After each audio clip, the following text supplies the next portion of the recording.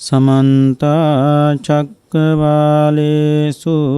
अत्रा गच्छन्तु देवता सद्धम्मं मुनिराजस्स सुनन्तु सग्गमुक्कदं ධම්මස්සවන කාලෝ අයං බදන්තා ධම්මස්සවන කාලෝ අයං බදන්තා ධම්මස්සවන කාලෝ අයං භදන්තා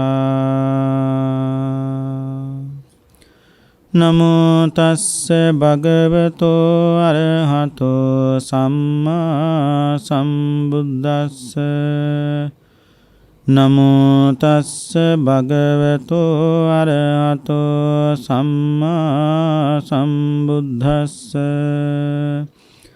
නමෝ තස්ස භගවතෝ අරහතෝ සම්මා සම්බුද්දස්ස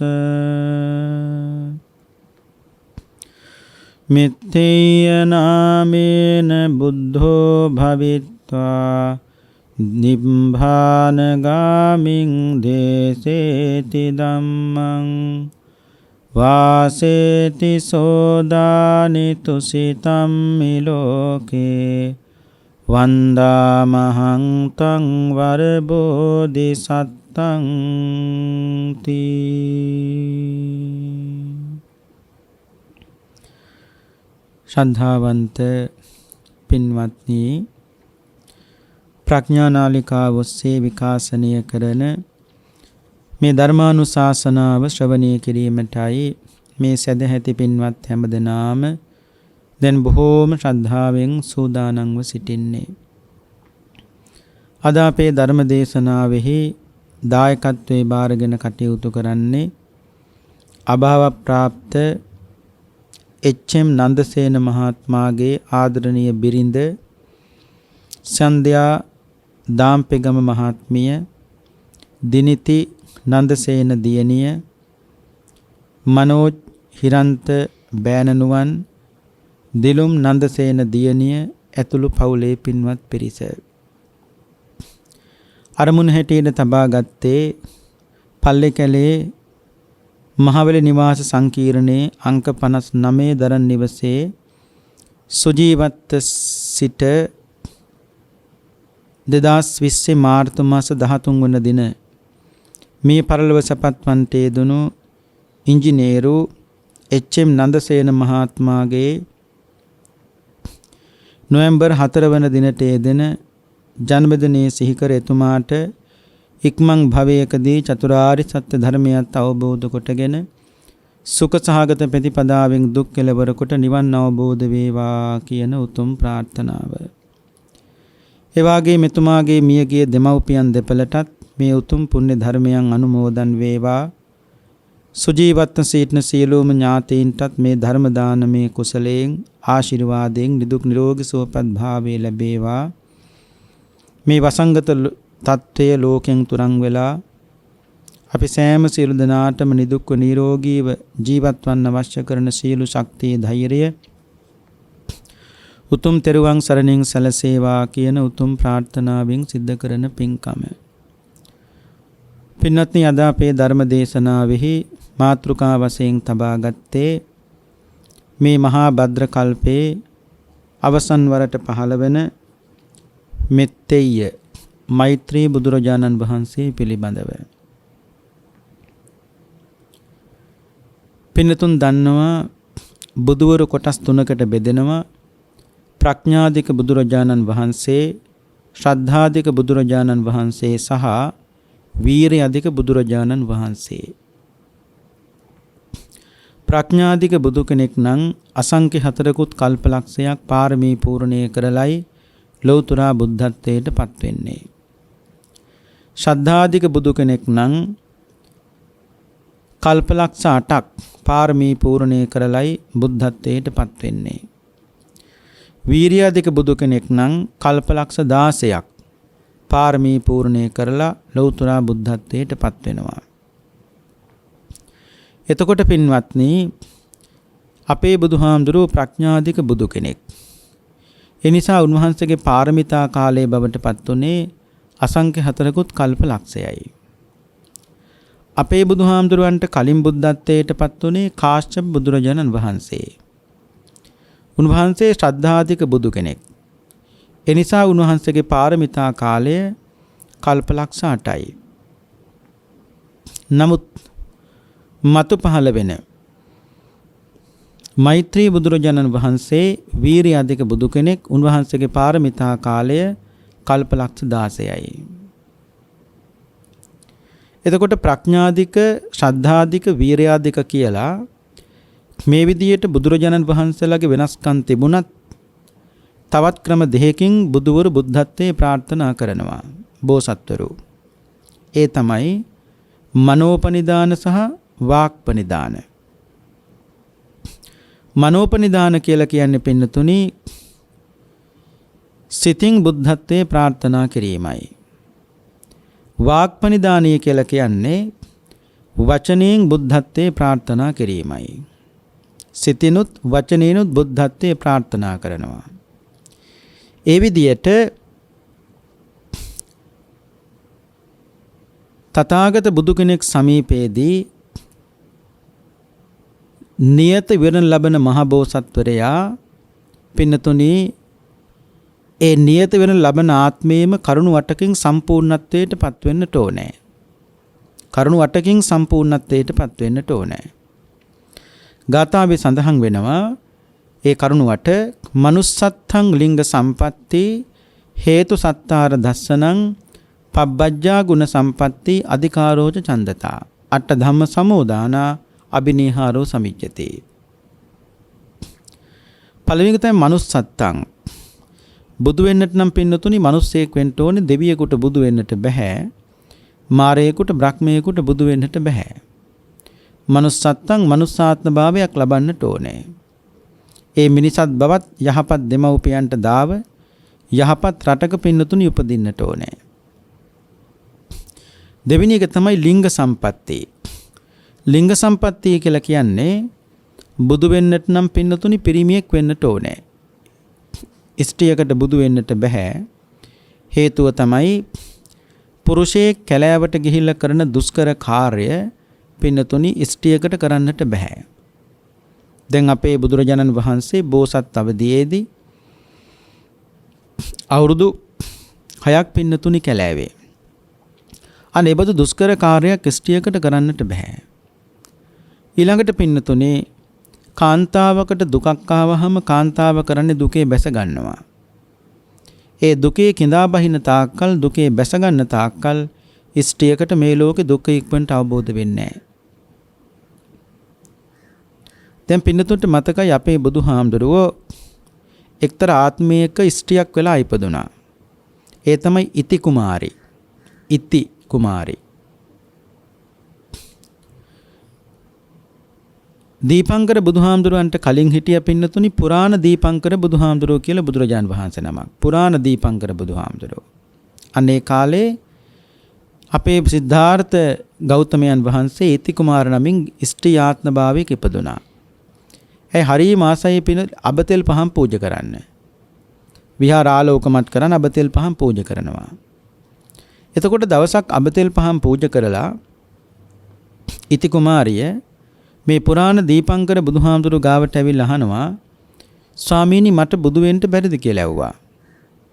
නුඹට බුදු වෙන්න බෑ මොකද නුඹ ස්ත්‍රියක්නේ. ස්වාමීනි පිරිමියෙක් වෙන්න නම් මොකද්ද කරන්න ඕනේ?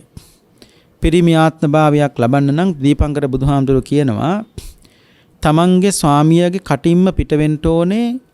නුඹට ස්ත්‍රී ආත්ම භාවයෙන් මිදලා පුරුෂාත්ම භාවයක් ලැබේවා කියලා. ඉතින් ස්වාමීනි මම තාම අස්වාමිකයිනේ. විවාහ වෙලා නැහනේ. මගේ ස්වාමියා කොහෙද ඉන්නේ? එතකොට පුරාණ දීපංකර බුදුහාමුදුරු කියනවා ඉති කුමාරිය නුඹ ගන්න අබෑට මිටක් අරගෙන ගව්වක් ගන්න අබෑටයක් බිමට දාන්න. තව ගව්වක් ගන්න අබෑටයක් බිමට දාන්න. අවසාන අබෑටේ බිම දාන්න තැන ගයක් තියෙනවා. ආන්නේ ගෙදර තමයි නුඹේ ස්වාමියා ඉන්නේ. දැන් මේ වැඩේ කළා. හැබැයි පින්නතුනි අවසාන අබෑටේ බිම දාපු තැන ගෙදර හිටියේ මේ ගොපල්ලෙක්. ඒ කියන්නේ හරක් බල්ල ජීවත් වෙන මිනිස්සෙක්නේ. දැන් එතකොට මෙයා මේ කාන්තාවට නැති ඉති කුමාරියට මේකින් වැඩක් නැහැ. මෑට ඕනේ පින්නතුනි ගොපල්ලගේ කටින් හරි කමක් නැහැ පිට වෙන්න ඕනේ ඉෂ්ටියාත්මභාවයෙන් මිදෙන්න කියලා. ඒකට නිකම් බෑ හොඳට සලකන්න ඕනේ පින්නතුනි.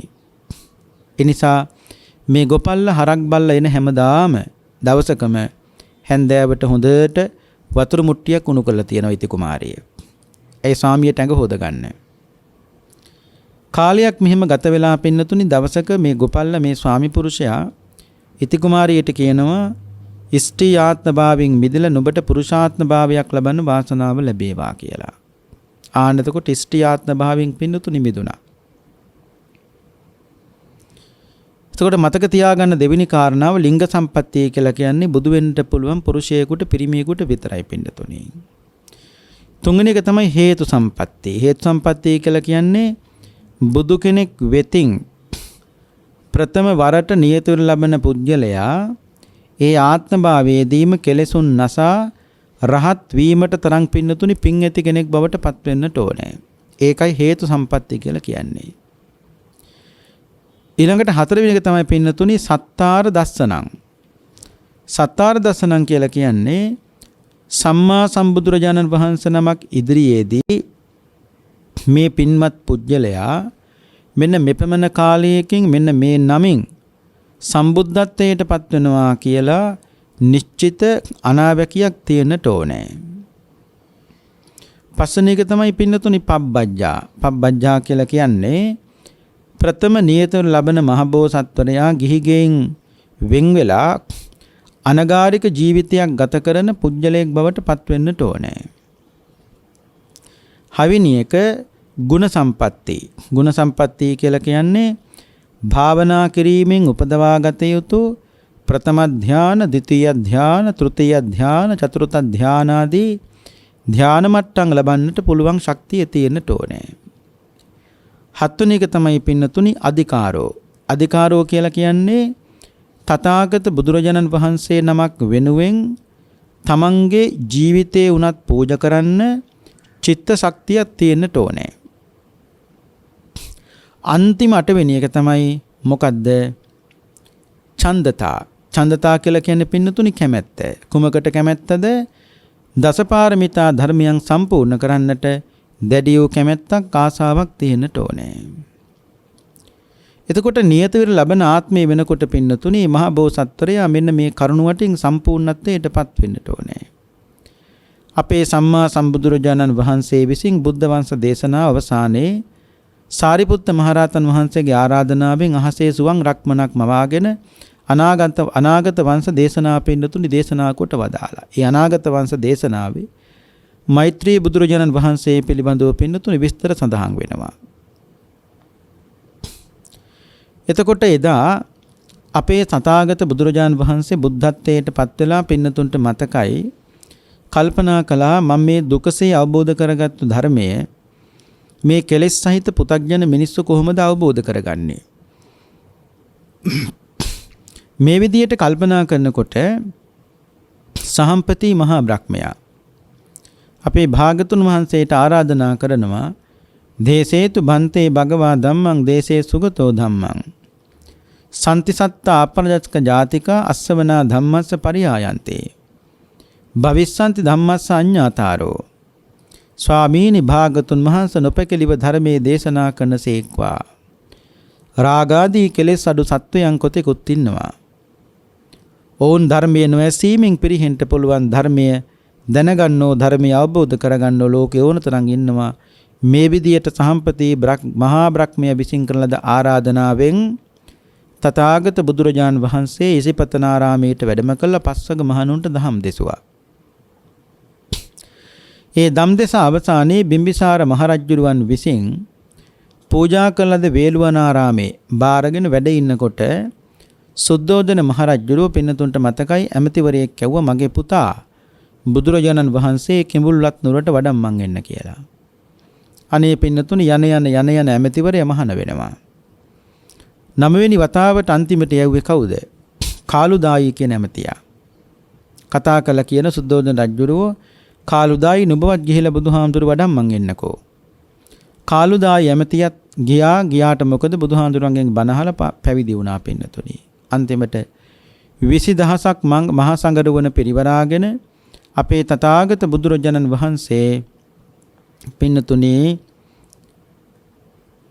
කිඹුල්වත් නුවරට සුද්ධෝදන මහරජුරෝ බලන්ට පින්නතුනි වැඩම කළා. ශාක්‍ය වංශයේ ඇත්තෝ එක්කෙනෙක්වත් සිද්ධාර්ථ ගෞතමයන් වහන්සේට පින්නතුනි වැන්දේ නැහැ. මානෙ අධිකයි. මොකද අපිට වඩා සිද්ධාර්ථ කුමාරයා බාලයිනේ කියලා.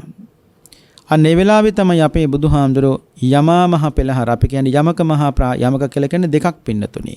ඒ කියන්නේ එකවර සමාපatti දෙකකට සමවදිමින් අන්ධකාරයත් ආලෝකයත් ගිනි කඳත් ජල කඳත් කියන මේ දෙකම පින්නතුනි දක්වන්නට පුළුවන්. මේකට කියනවා යමක මහා ප්‍රාතිහාර්ය කියලා. එතකොට මේ යමා මහ පෙළහර පෑවට පස්සේ ශාක්‍ය වංශයේ ඇත්තන්ගේ මානේ දුර වුණා. සිද්ධාර්ථ ගෞතමයන් වහන්සේට පින්නතුනි වන්දනා කළා.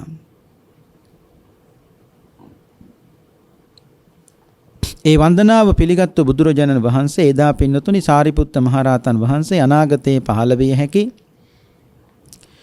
බුදුරජාණන් වහන්සේලා පිළිබඳව පින්නතුනි විමසීමක් කළා.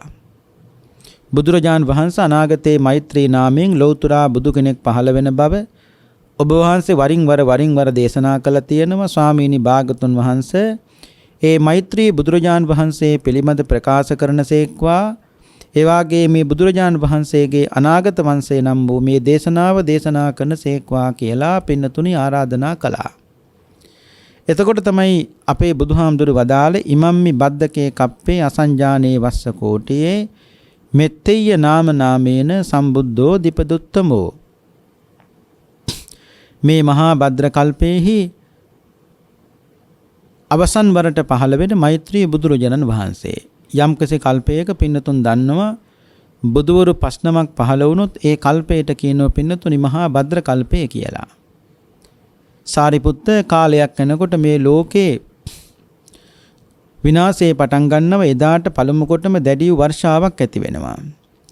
එයින් මහත් සන්තෝෂ භාවයට පත් වුණු මිනිස්සු තම තමන්ගේ පින්නතුනි සියලු භෝග වගාවන් පටන් ගන්නවා.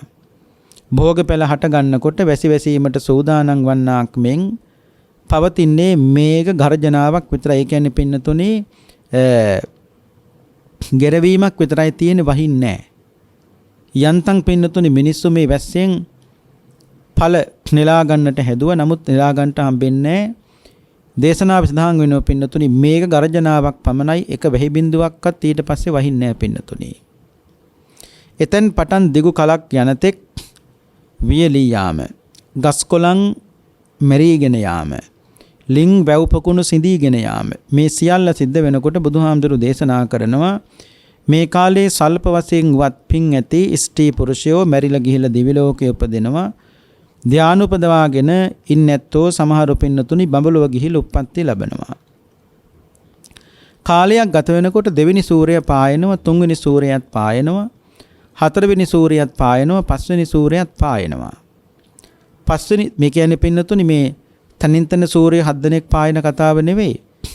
මේ තියෙන එකම සූර්යයාගේ රශ්මිය තමයි ක්‍රමක්‍රමයෙන් සූර්ය 7 දෙනෙක්ගේ ස්වභාවයට පින්නතුනි වැඩි වෙන්නේ. දැන් එතකොට පස්වෙනි සූර්යයා පායනකොට බුදුහාමුදුරු වදාලා මහණෙනි මහමෝදේ වතුර තියෙන්නේ තල්ගස් 7ක් තරම් උසට. ඒකත් තල්ගස් 6 5 අතර 3 2 1 බවට පත් වෙනවා. ඒක සිඳිලා ගිහිල්ලා පින්නතුනි ආපහු කාලයක් යනකොට බුදුහාමුදුරු දේශනා කරනවා මහමෝදේ වතුර තියෙනවා මිනිස්සු 7 දෙනෙක් පෙවෙන්න තරමට. ඒකත් අඩු වෙලා ගිහිල්ලා මිනිස්සු 6 5 අතර 3 2 1 බවට පත් වෙනවා. අන්තිමට එක මිනිස්සෙක් පෙවෙන්න තරමට විතරයි වතුර තියෙන්නේ. ඒ මිනිස්සයාගේ බෙල්ල දක්වා මේ පපුව දක්වා ඉන දක්වා දනිස් පොල් කටු දෙක දක්වා මේ කකුල් දෙකේ ගොප්පැටේ තියෙන්නේ අන්නේ දක්වා විතරයි පින්නතුනි වතුර තියෙන්නේ. කකුල් දෙකේ ගොප්පැටේ පෙවෙන්න තරමට. ඒකත් අඩු වෙලා ගිහිල්ලා අන්තිමට කියනවා මේ හරකෙක්ගේ කුරයක් පිරෙන තරම්වත් පින්නතුනි වතුර නැහැ මේ මහ මුහුදේ පතුලේ. 6 වෙනි සූර්යයා පායනකොට මහණෙනි මේ පොළව දුන් දානවා. ගිනි ගන්නෑ පින්නතුනි දුන් දානවා. 7 වෙනි සූර්යයා පායනකොට මේ මුළු විශ්වයම ගිනි අරගෙන විනාශ ස්වභාවයටපත් වෙනවා. එදාට හටගන්න ගින්නේ මහණෙනි අලුත් නෑ. එදාට හටගන්න ගින්නේ දුමත් නෑ. අලුත් නැති දුමත් නැති තනිකර ගිනි ජාලාවකින් තමයි පින්නතුනි මේ ලෝකේ ගිනි අරගෙන විනාශ වෙන්නේ. එදාට හටගන්න ගින්නේ ගිනි දැල්ල ආබස්සර බ්‍රහ්ම ලෝකේ දක්වා පින්නතුනි ගමන් කරනවා. මේ සූර්ය 7 දෙනෙක් පායලා කල්පේ විනාශ වෙනවයි කියන කතාව විශ්වාස කරන්නේ සෝවාන් වෙච්ච කෙනෙක් විතරයි කිව්වා. දැන් මතක තියාගන්න පින්නතුනි සූර්ය 7 දෙනෙක් පායලා කල්පේ ලෝකේ විනාශ වෙලා අවසන් වුණාට පස්සේ නෙවෙයි මෛත්‍රී බුදුහාමුදුරුවෝ පහළ වෙන්නේ.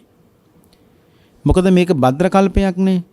මේ භද්‍ර කල්පයේ පින්නතුනි මේ භද්‍ර කල්පයේම තමයි මෛත්‍රී බුදුහාමුදුරුවෝත් පහළ වෙන්නේ. ඒතකොට මෛත්‍රී බුදුහාමුදුරුවෝත් පහළ වෙලා උන්වහන්සේත් අවුරුදු 80000ක් කල් මේ ලෝක ජීවත් වෙලා උන්වහන්සේත් පිනිමන් පෑවට පස්සේ තමයි කල්පේ විනාශ වෙන්නේ. එහෙම නැතුව දැන් මේ තියෙන ලෝක විනාශ වෙලා ආයි මෛත්‍රී බුදුහාමුදුරුවෝ බුදු කෙනෙක් පහළ වෙනව නෙවෙයි පින්නතුනි.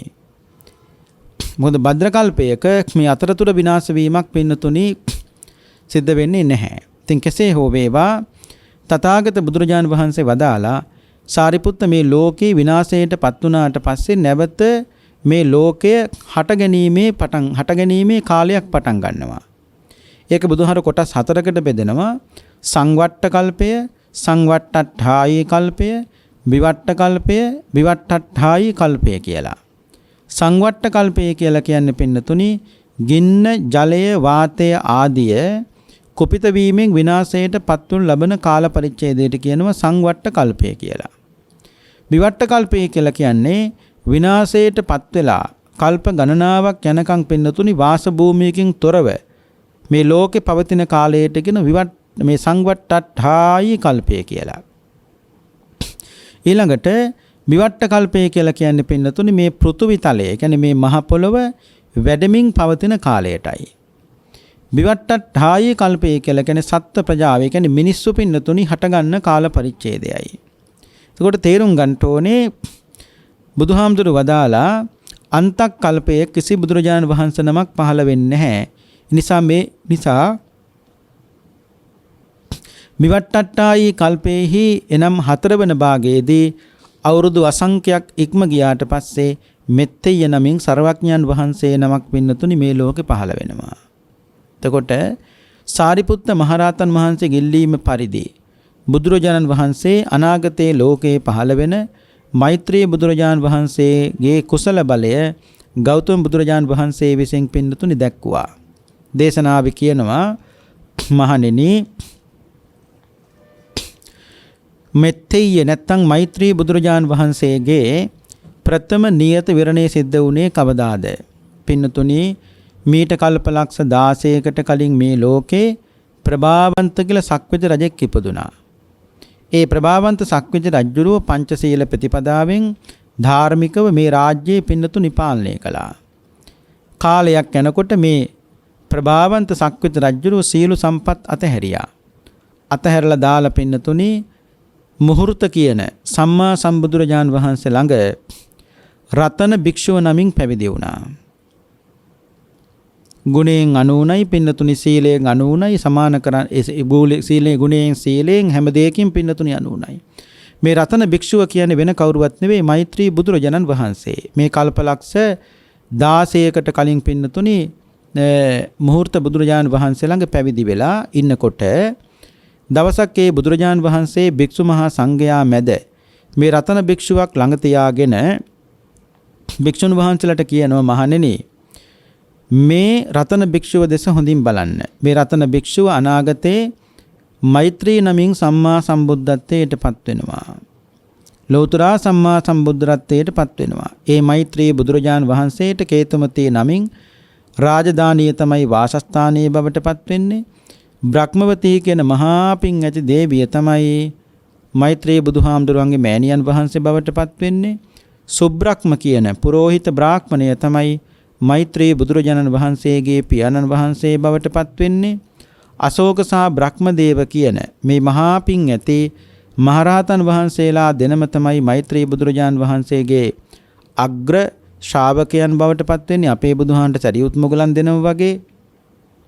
ඒ වගේම සීය කියන භික්ෂුව තමයි මෛත්‍රී බුදුරජාණන් වහන්සේගේ අග්‍ර උපස්ථායකයන් වහන්සේ බවට පත්වෙන්නේ අපේ බුදුහාමුදුරුවන්ට ආනන්ද හාමුදුරු වගේ.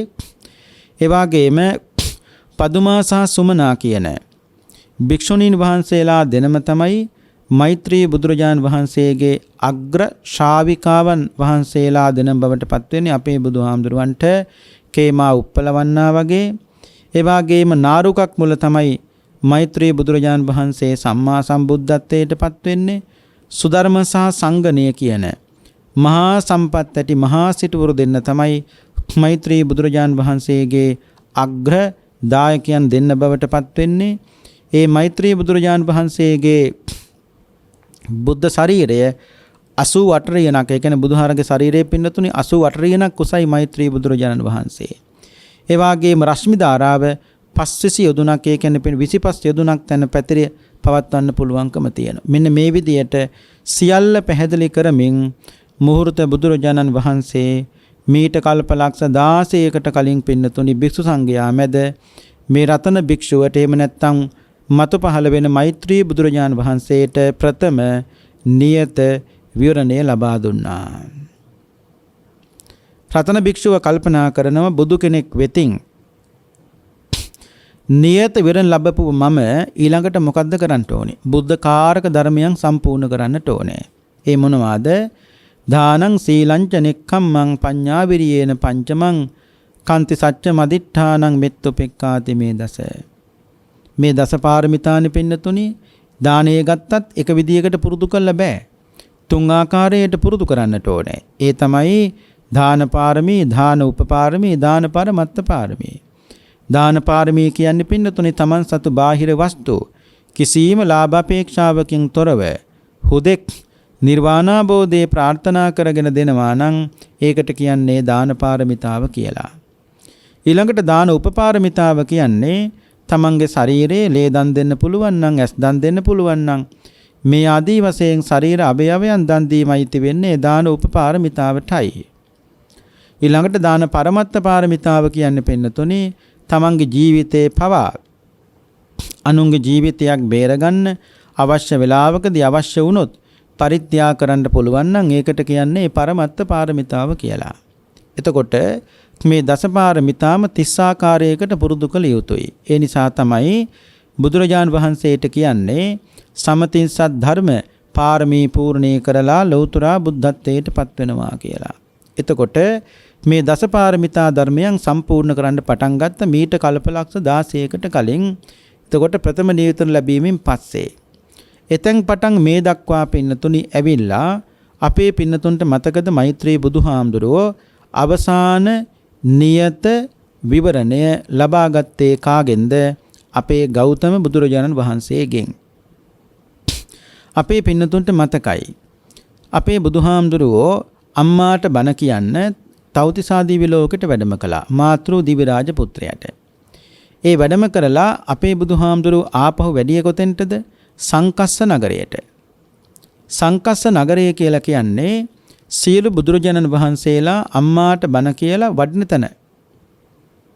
ඒකට කියන්නේ අවිජහිත ස්ථානය. අවිජහිත කියලා කියන්නේ කිසිදු බුදුවරයෙක් අත් නොහරන ස්ථානයක් පින්නතුනි සංකස්සේ කියලා කියන්නේ. අනිත් එක සියලු බුදුවරු අත් නොහරන සූත්‍ර කීපයක් තියෙනවා. ඒ තමයි ධම්මචක්කප්පවත්තන සූත්‍රයේ කිසිදු බුදු කෙනෙක් අතහරින්නේ නැහැ. සතිපට්ඨාන සූත්‍රයේ කිසිදු බුදු කෙනෙක් අතහරින්නේ නැහැ. මහා මංගල සූත්‍රය කිසිදු බුදු කෙනෙක් අතහරින්නේ නැහැ. ඊළඟට පින්නතුනි පරාභව සූත්‍රය කිසිදු බුදු කෙනෙක් අතහරින්නේ නැහැ. එතකොට අවිජහිත ස්ථානයක් තමයි සංකස්සේ කියලා කියන්නේ. එතකොට අම්මාට බණ කියලා අපේ බුදුහාමුදුරුවෝ එදා අපේ පින්නතුන්ට මතකයි සංකස්සේට වැඩම කරපු දවසේ පින්වත්නි එදා සිරිවඩ්ඩ කියන කෙළවි පුත්‍රයාණන්ගේ පුතෙක් හැටියට පින්නතුනි ඉපදලා හිටිය කවුද? මෛත්‍රී බෝසත්වයෝ. එදා ඒ භාගතුන් වහන්සේ සංකස්සයට වඩිනකොට බුදු වසරිය බලන්න බොහෝ දෙනෙක් පින්නතුනි සංකස්සයට ගියා. එදා ඒ බුදු වසරිය දැකලා බුද්ධත්වයේ ප්‍රාර්ථනා නොකළ කෙනෙක් නැහැ කියනවා. සෑම කෙනෙක්ම පාහේ බුද්ධත්වයේ පින්නතුනි ප්‍රාර්ථනා කළා. එදා අපේ මෙතේ බෝසතුන් එතෙන්ට පින්නතුනි ගිහිල්ලා ඉන්නකොට වස්ත්‍ර යුගලයක් අපේ බුදුහාමුදුරුවන්ට මෛත්‍රී බුදුහාමුදුරුවෝ පූජා කළා. වස්ත්‍ර යුගලයක්. ඒ කියන්නේ වස්ත්‍ර දෙකක්. පින්නතුනි එක වස්ත්‍රයකින් භාගතුන් වහන්සේ වැඩ ඉන්න ගන්ධ කුටි උඩු වියනක් හැදුවා. අනිත් වස්ත්‍රයෙන් කරපු දේ තමයි වටේට පින්නතුනි රැලි දැම්මා. එතකොට අපේ බුදුරජාණන් වහන්සේ දිහා බලාගෙන මෛත්‍රී බෝසත්වයේ අනිමිස ලෝචන පූජාවක් පවා පින්නතුනි සිද්ධ කළා කියනවා. අන්න ඒ වෙලාවේ අපේ ගෞතම බුදුරජාණන් වහන්සේ භික්ෂුන් වහන්සේලාට කියනවා, මහණෙනි මේ වස්ත්‍ර යුගලයකින් අදමා පිදු මේ උත්තමයා අනාගතේ මෛත්‍රී නම් මේ මහා භද්‍ර කල්පේ මීළඟට බුදු වෙන ශ්‍රේෂ්ඨ උත්තමයන් වහන්සේ තමයි වස්ත්‍ර යුගලයකින් මට මේ පිදුවේ. එදාට මහණෙනි මේ බරණැස් නුවර කේතුමතී රාජධානී බවට පත් වෙනවා. ඒ සංකනම් සක්විති රජෙක් පහළ වෙනවා. ඒ සක්විති රජුරුවන්ගේ පුරෝහිත සුබ්‍රහ්ම කියන බ්‍රාහ්මණය තමයි මෛත්‍රී බුදුහාමුදුරන්ගේ පියාණන් වහන්සේ බවට පත් වෙන්නේ. බ්‍රහ්මවතී කියන දේවිය තමයි මෛත්‍රී බුදුහාමුදුරන්ගේ මෑණියන් වහන්සේ බවට පත් වෙන්නේ. අර විදියටම කියනෝ පින්නතු. නාරෝගක් මුල තමයි බුදු වෙන්නේ. මේ විදියට කියලා අවසන් වුණාට පස්සේ මෙන්න මේ අපේ ගෞතම බුදුරජාණන් වහන්සේ අවසාන නියත විවරණය ලබා දුන්නා කාටද? මෛත්‍රී බෝසතාණන් වහන්සේට. දැන් ඒ ආර්ය මෛත්‍රිය නමින් විවරණය ලද ඒ මහා බෝසතාණන් වහන්සේ පින්නතුන් දන්නව වැඩ ඉන්නේ කොහෙද? තුසිත කියන පින්නතුනි දිව්‍ය ලෝකේ. එතකොට එදාට අනාගතයේ පින්නතුනි කේතුමතී රාජධානිය. ඒ කියන්නේ මෛත්‍රී බෝසතාණන් වහන්සේ ඉපදීම සිදුවන කේතුමතී රාජධානිය බුදුහාමුදුරුවෝ දේශනා කරනවා හරියට දිවි ලෝකෙන් බට දෙව් විමනක් හා සමානයි කිව්වා. දිවි ලෝකෙන් බට දෙව් විමනක් හා සමානයි. එදාට පින්නතුනි ඒ මිනිස්සු සීලෙන් ගුණෙන් සෑම අතින් පින උසස් තත්වයට පින්නතුනිපත් වෙනවා. එඩත් දුකක් ගැන පින්නතුනි ආරංචියක් අහන්න නැහැ. ඒ විතරක් නෙවෙයි කරුණාව, මෛත්‍රිය, දයාව, අනුකම්පාව මේ සියල්ල මිනිසුන්ගේ සිත්වල පවතින සෞභාග්‍ය සම්පන්න සමයකදී කේතුමතී රාජධානියෙහි ඒ මෛත්‍රී බෝසතාණන් වහන්සේ පින්නතුනි උප්පත්ති ලබනවා. පින්නතුනි කාලයක් යනකොට මේ සම්බුද්ධ ශාසනය කාලාන්තරයක් යනකොට අධර්මයේ බහුල වීම නිසා පිරිහෙන තත්වයටපත් වෙනවා. ඒක බුදුහාමුදුරුවෝ හේතු 4ක් දක්වනවා. ඒ තමයි රත්ත්‍ඤ්ඤු මහන්තතා, වේපුල්ල මහන්තතා, ලාභග්ග මහන්තතා, බාහුසච්ච මහන්තතා. රත්ත්‍ඤ්ඤු මහන්තා කියලා කියන්නේ පින්නතුනි අනිත්‍ය ස්වභාවය සනාත කරමින් ශාසනයේ අභාවයට යෑමට කියනවා රත්ත්‍ඤ්ඤු මහන්තතාවය කියලා. ඊළඟට වේපුල්ල මහන්තාවය කියලා කියන්නේ දේව විශ්වාසාදිය සමග මිශ්‍ර වෙනකොට පිරිසිදු බුද්ධ වචනීය බුදු දහම මොකක්ද කියලා පින්නතුනි අනාගතයේ ඇතිවෙන මහජනයාට දැනගන්නට නොහැකි වෙනවා. ඒ අනුව ලෝකේ පවතින අනෙකුත් දෘෂ්ටි විශ්වාස අතරට වැටෙනකොට පිරිසිදු බුදු දහම කියන එක පින්නතුනි මැකිලා යන්නට පුළුවන්කම තියෙනවා. දේව විශ්වාසාදී බහුල වෙනකොට පිරිසිදු බුද්ධ වචනය කියන එක මැකිලා යන්නට පුළුවන්. ඊළඟට පින්නතුනි ලාභග්ග මහන්තතාවය කියලා කියන්නේ අනාගතේ ආර්යයන්ට නැත්නම් ආර්යයන් වහන්සේලාට පින්නතුනි ධනය ඒ වගේම පින්නතුනි යම් යම් දේවල් ලැබෙනකොට ලාභ, කීර්ති, ප්‍රශංසා මේ ආදී දේ ලැබෙනකොට පින්නතුනි පිරිසිදු පැවිදි ජීවිතය කියන එක අමතක වෙලා යන්නට පුළුවන්කම තියෙනවා. ඒක විනාශ වෙන තව ක්‍රමයක්. ඊළඟට පින්නතුනි බුදුහාමුදුරු වදාලා බාහුසච්ච මහන්තතා. බාහුසච්ච මහන්තාව කියලා කියන්නේ අනාගතයේ ශ්‍රාවකයන්ට ශබ්ද, ශාස්ත්‍ර, කර්මාන්ත, ශිල්ප, විද්‍යාදිය මේවාට ඇබ්බැහි වෙනකොට පිරිසිදු තථාගත ධර්මයේ පින්නතුනි සුළු කොට තමයි සලකන්නේ. පිරිසිදු බුද්ධ වචනේ සුළු කොට සලකනවා. ආන්නත කොටත් පින්නතුනි මේ බුද්ධ ශාසනය විනාශ වෙන්නට පුළුවන්. ඒකට භාගතුන් වහන්සේ වදාලා පංචශීල ප්‍රතිපදාව අනාගතයේ මිනිස්යන් පින්නතුනි කඩ කරනවා. ඒ විතරක් නෙවෙයි අකුසල ධර්මයටම ඇබ්බැහි වෙච්ච වුන් ශාසන අන්තර්ධානයෙන් පස්සේ පාපයටම ඔවුන්ගේ සිත් නැඹුරු වෙනවා පින්නතුනි. පාපයට නැඹුරු වෙනකොට මේ අපේ නංගි, මේ මගේ සහෝදරිය, මේ මගේ පුංචි අම්මා, මේ මගේ අම්මා එහෙම හැඟීමක් නැහැ පින්නතුනි. කාම සංසර්ගය තුල මිනිස්සු යෙදෙනවා. අන්න එහෙම යෙදෙනකොට තමයි ස්ත්‍රී පුරුෂයන් පින්නතුනි දුටු විස කාමරාග සිත් තමයි ඇත්තන්ට පහළ වෙන්නේ. වැඩිහිටියන්ට කියලා කිසිම ගෞරවයක් ඇත්තේ නැහැ පින්නතුනි. එක සිල්පදයක්වත් රකින්න පංචසිල් වලින් එක සිල්පදයක්වත් රකින්න මිනිහෙක් පින්නතුනි එදාට හොයාගන්න පුළුවන් කමක් ඇත්තේ නැහැ. මෙන්න මෙහෙම කාලය ගත වෙනකොට පින්නතුනි ක්‍රමක්‍රමයෙන් මිනිස්සුන්ගේ ආයුෂ අඩු වෙනවා. ඒ ආයුෂ අඩුවීම කොච්චරද කියනනම් අවුරුදු 10ට පින්නතුනි මිනිස්සුන්ගේ ආයුෂ අඩු වෙනකොට අවුරුදු 5 කුමාරයොත් අවුරුදු 5 කුමාරිකාවොත් පින්නතුනි සරණ පාවා ගන්න තත්ත්වයටපත් වෙනවා. භාගතුන් වහන්සේ වදාලා මේ කාලේ වෙනකොට ඒ කියන්නේ අවුරුදු 10ට අඩු වෙනකොට මිනිස්සුන්ගේ අග්‍ර භෝජනයේ බවට පත් වෙන්නේ කඩල කුරක්කන් මුං ඇට ඒ වගේ දේවල් තමයි අග්‍ර භෝජනයේ බවට පත් වෙන්නේ. අපරාධකාරයෝ තමයි පින්නතුනි අනාගතේ වීරයන් බවට පත් වෙන්නේ. ඒ වගේම පාලකයා රටවැසියා පිළීමකට පින්නතුනිපත් කරනවා. භාගතුන් වහන්සේ වදාළ අනාගතයේ උපදින ස්ත්‍රී පුරුෂයන් අධික ආසාව රාගය නිසා දුර්භික්ෂන්තක් කල්පයක් ඇති වෙනවා.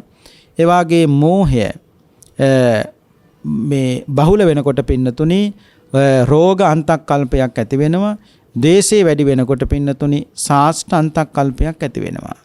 එතකොට මේ කාලය කියන්නේ අනාගත කාලයේ මරණ සත්වයෝ බොහෝ කොට මැරෙන්නේ ආහාර කෙරෙහි පින්නතුනි තෘෂ්ණාවෙන්. ආහාර කෙරෙහි තෘෂ්ණාවෙන් මැරෙන සත්වයන් പ്രേත ලෝකයේ තමයි උපදින්නේ. එතකොට මේ විවිධ රෝගයන් නිසා දුක් විඳින රෝගාන්ත කල්පේ මැරෙන සත්වයෝ අනේ මෙබඳු දුකක් නම් තව කෙනෙකුට නොවැළදේවා කියලා සිතන නිසා ඕනු මෙසිතින් මැරලා ගිහිල්ලා පින්නතුනි දිවි ලෝකයේ තුල උපදිනවා. ඊර්ෂ්‍යාව ක්‍රෝධය කියන එක බහුල වෙනකොට මිනිස්සුන්ගේම ගෙවල් දොරවල් ගිනි තියාගන්න තත්වයට පින්නතුනිපත් වෙනවා. මෙන්න මේ කාලෙට වහිනව පින්නතුන් අහලා තියෙනවා මුගසන් වර්ෂාවක්. මේ අතර මුගසන් වර්ෂාව මේ කල්පාන්ත වැස්ස පින්නතුනි පටන් ගන්නවා. එයින් තෙමෙන සත්වයෝ ඔවුන් කෙරෙහි තද බද්ධ වෛරයක් පින්නතුනි ඇති කරගන්න. ඕක අල්ලා ගනියව මරාපියව කොටාපියව එහෙම තමයි මිනිස්සු කතා කරන්නේ. අතට ගත්තේ මොකද්ද? ඒක ආයුධයක් බවට පත් කරගෙන පින්නතුනි අනිත් මිනිස්සයට දමල ගහන තත්වයටපත් වෙනවා. අනේකා දුටු විට මරණු කැමැති සිතමයි පින්නතුනි ඇති වෙන්නේ. අනේකා දුටු විට මරණු කැමැති සිතමයි පින්නතුනි ඇති වෙන්නේ. එතකොට මේ දුක්ඛිත පාපකාරී තත්වයේ දුටු යම් සත්වයෝ කරන්නේ මොකද්ද පින්නතුනි? මේ මුගසන් වර්ෂාවෙන් බේරෙන්න දෙතුන් මාසයකට ආහාර කොහොම හරි හොයාගෙන පින්නතුනි ගල් ගුහාවලට ගල් කුටිවලට නැත්නම් පර්වත ඇතුළට ගිහිල්ලා පින්නතුනි ජීවත් වෙනවා. මේ විදියට බුද්ධිමත්ව කල්පනා කරලා කාලය ගත කරන මේ ඇත්තෝ පින්නතුනි මුගසන් වර්ෂාවෙන් පස්සේ කල්පනා කරන දැන් මිනිස්සුන්ගේ ආයුෂ පින්නතුනි අවුරුදු 10යි.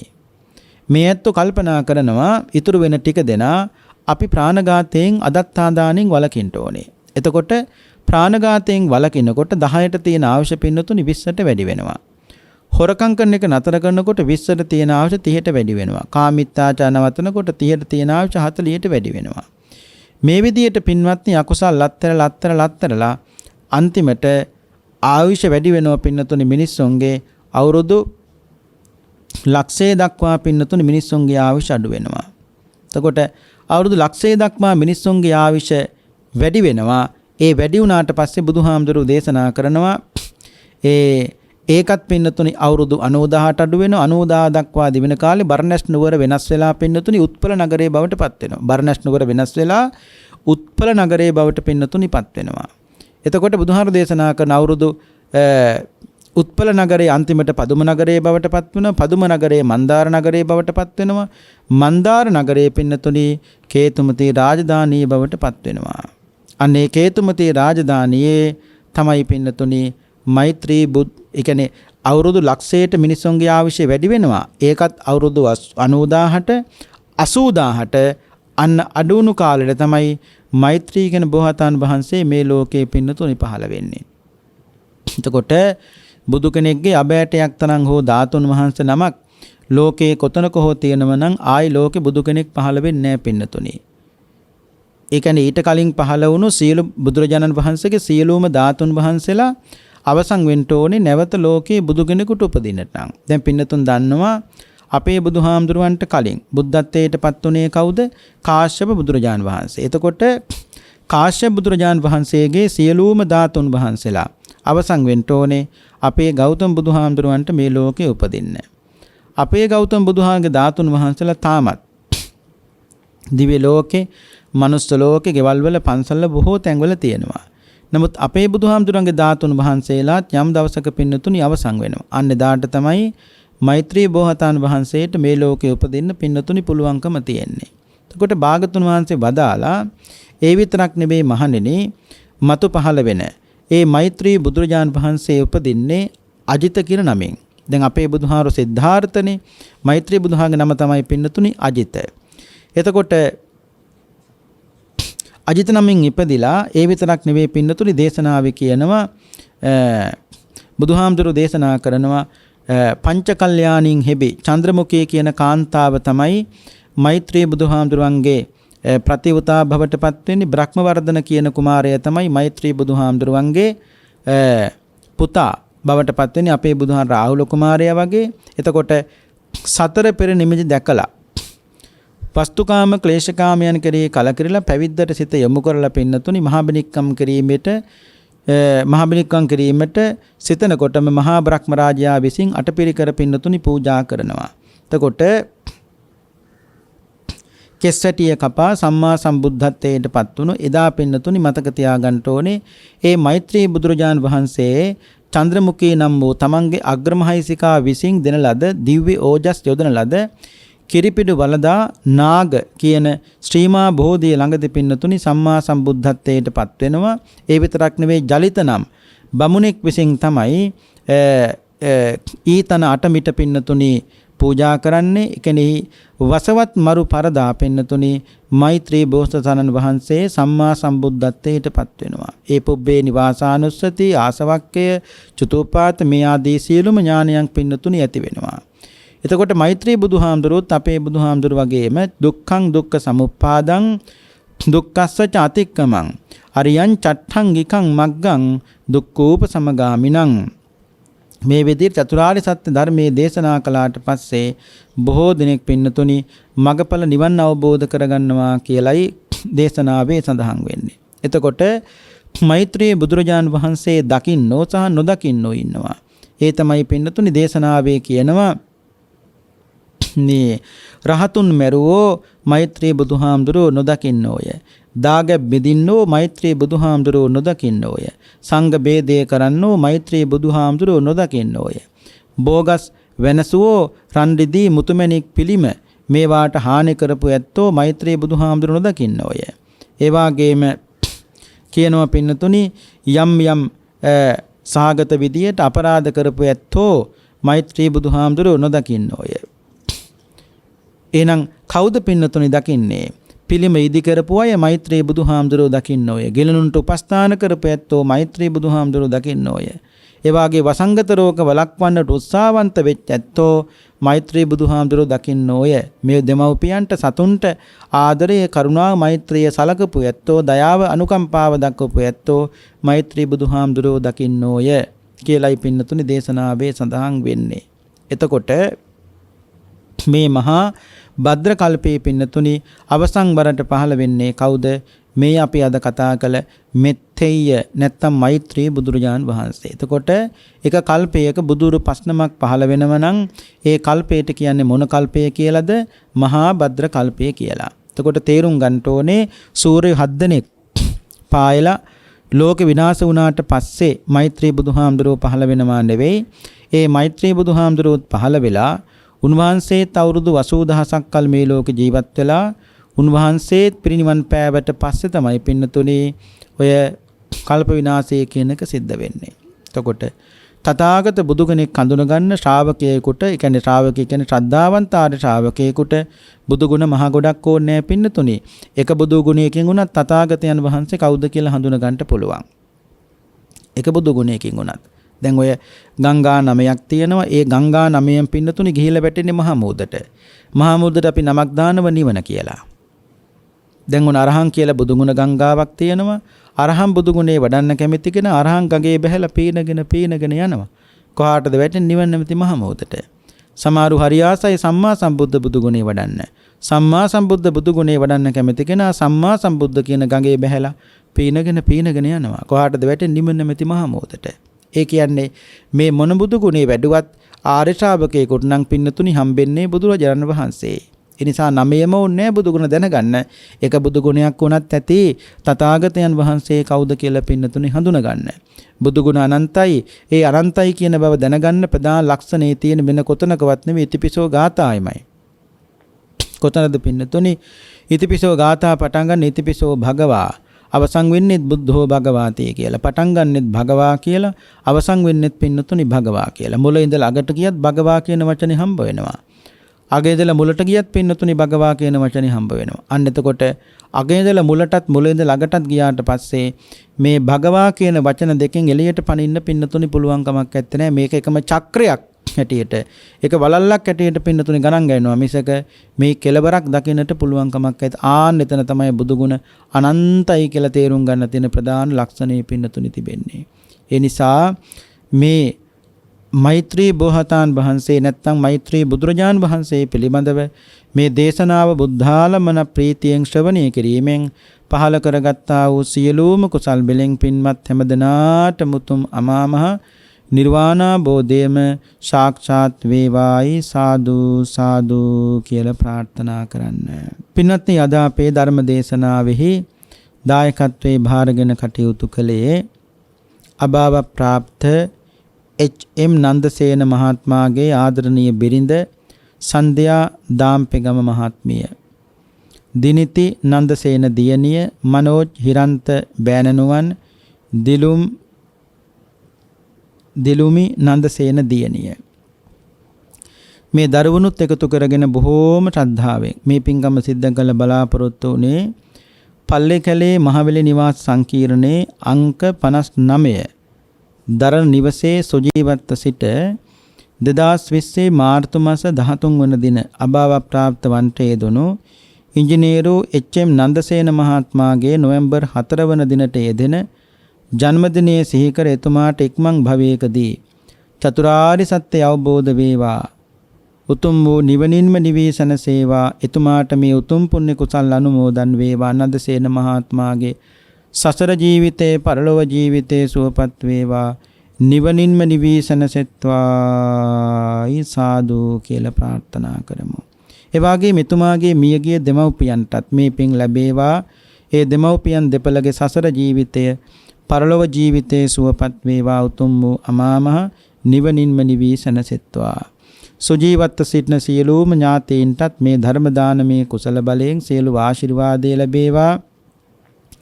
කුරුණා වසංගතෙන් දුක් පීඩා විඳින සියලු දෙනාටමත් ඊතා ඉක්මනින් ඉක්මන් සුවපත් භාවය ලැබේවා. මේ රෝගී තත්ත්වය ඊතා ඉක්මනින් තුරන් වෙලා අපි සියලු දෙනාටම නිදුක්ව නිරෝගීව ගත කරන්නට අවශ්‍ය කරන සියලු ශක්තිය ධෛර්යය ලැබේවා. උතුම් තෙරුවන් සරණින් අපි සෑම සියලු දෙනාටම සියලු ශාන්තියම උදා වේවා කියලා ප්‍රාර්ථනා කරමු, ආශිර්වාද කරමු. මිදස් කරගත්තා වූ සියලු කුසල් බෙලෙන් ප්‍රඥානාලිකාව ඔස්සේ අද මේ ධර්මයේ ශ්‍රවණය කළ පින්වත් සියලු දෙනාටමත් චතුරාර්ය සත්‍ය ධර්මය අවබෝධයෙන් සුඛ සාගත ප්‍රතිපදාවෙන් දුක් කෙලවර කොට නිර්වාණ භෝධේම සාක්ෂාත් වේවායි සාදු කියලා ප්‍රාර්ථනා කරන්න. ඒ ප්‍රාර්ථනාවත් ඇතුව අපි දෙවියන්ට පින් අනුමෝදන් කරමු. ආකාසට්ටා ච බුම්මට්ටා දේවා නාග මහිද්దికා පුඤ්ඤන්තං අනුමෝදිත්වා චිරං රක්ඛන්තු ශාසනං චිරං රක්ඛන්තු දේශනං චිරං රක්ඛන්තු ත්වං සදා.